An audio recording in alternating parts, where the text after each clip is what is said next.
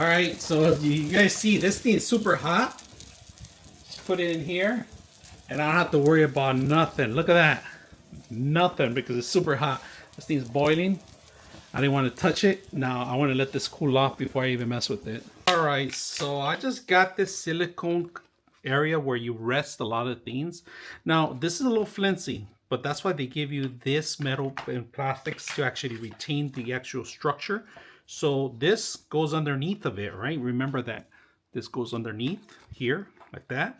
You see this part right here? It's like a puzzle piece, right? You need to put this in here in place. Lock it in place now. You could do it before, but if you want a good structure, just like that, look at that. That's why it retains itself. Now, this is dishwasher safe, not this part. Just remember to take this part out when you're gonna wash it, right? This is the plastic part. This is PLA, so it's gonna bow if you put it in hot water, right? Just remember.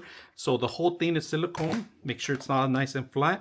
You could actually add your pots cover here on the top, your spoons, your forks, pretty much anything that you want to line up. So I'll show you how it looks when we're actually using it. So we're going to use it actually today. That's why I put it together. This is pretty much how I cook. I have my spatula here ready. I get to move these things around too. Put this in place, rest it here.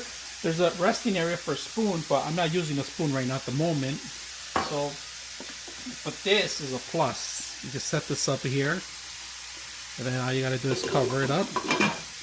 Love that. That's one of my favorite things. Look at that. Simple. I like that. So let me go ahead and cook. So this is perfect for a spoon to rest, all right?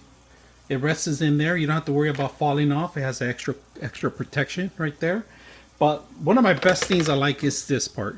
I'm able to just grab it. It's hot, if you guys can see it. Silicone keeps it nice and away from the actual area. And look how steamy hot it is, all right, right now, as you can see.